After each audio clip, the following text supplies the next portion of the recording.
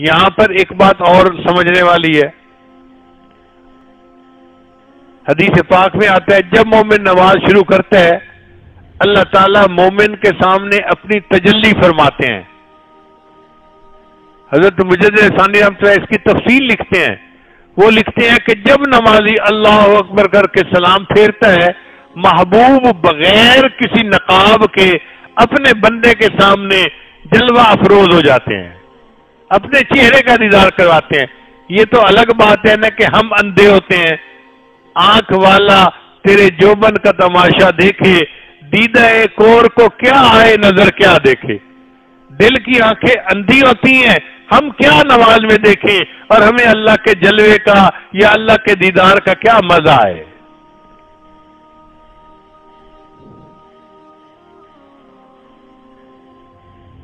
تو پھر وہ فرماتے ہیں کہ یہ جلوہ کب تک نمازی کو نصیب رہتا ہے.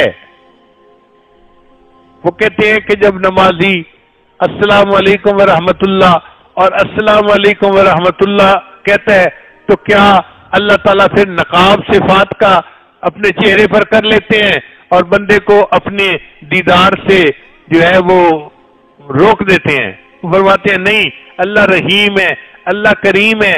ہم نے کش کی نظر سے یہ دیکھا کہ جب تک مومن نماز پڑھنے کے بعد مصلی پر بیٹھا رہتا ہے، تسبیح پڑھتا رہتا ہے اور دعا مانگتا رہتا ہے اور خود مصلی سے نہیں اٹھتا، اللہ تعالیٰ اس کو دیدار سے محروم نہیں فرماتے.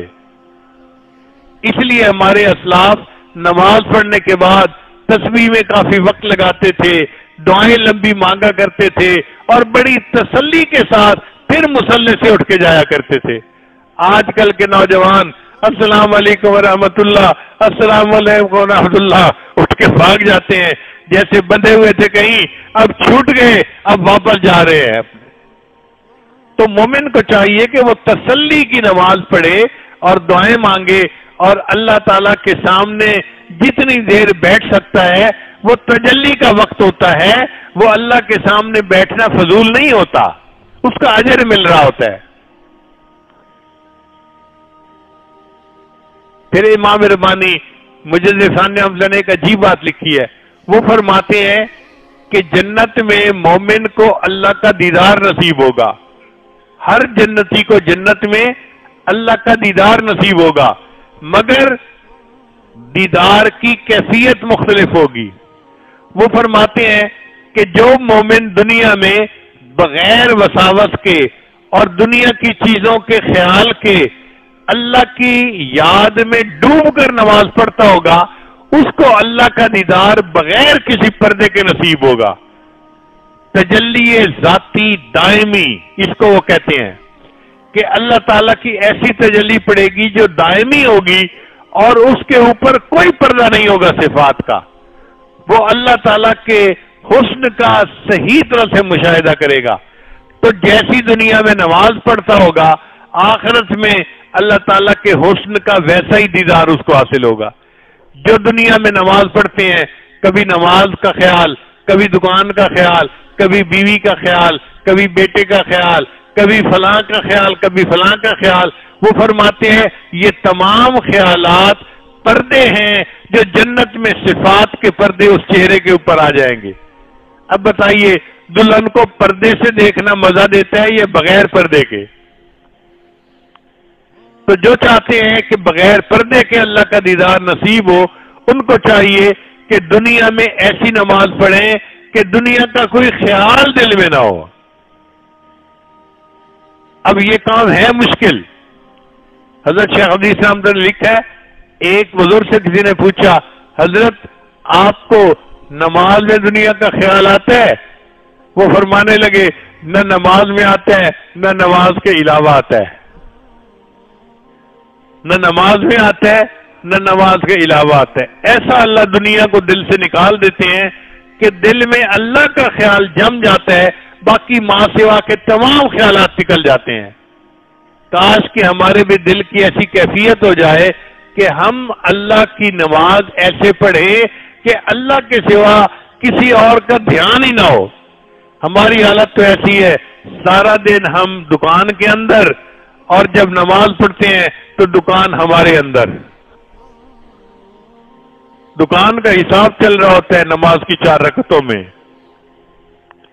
ایسے سجدے اللہ کو پسند نہیں آتے، اور ایسی نمازوں کی اللہ کو کوئی پرواہ نہیں۔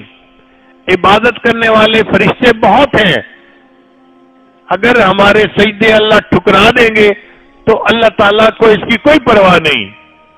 ہم چاہیں، ہماری تمنا ہونی چاہیے، اے اللہ ہم کوئی تو سجدہ ایسا کریں جو محبت میں ڈوب کے کریں، جو بے خودی میں کریں، ایسا کریں کہ جیسے محبت میں محبوب کے قدموں پہ سر رکھ رہے ہوتے ہیں۔ اسی لیے تہجد میں انسان جب اللہ کے سامنے نماز پڑھے تو ساری دنیا سے ہٹ کٹ کے محبت کے سجدے کرے۔ یہ 2 سجدے یا 4 سجدے جو ہم تہجد کے وقت میں کریں گے، یہی قیامت کے دن کام آئیں گے۔ حسن بصری کسی کو خواب میں نظر آئے، اس نے کہا کہ حضرت آگے کیا بنا؟ فرمایا سب کا شوگر نامات اڑ گئے، آخری پہر کے چند سجدے ہمیں کام آ گئے۔ وہ جو آخری پہر کے چند سجدے ہیں ان کو اپنے اوپر لازم کر لیجئے۔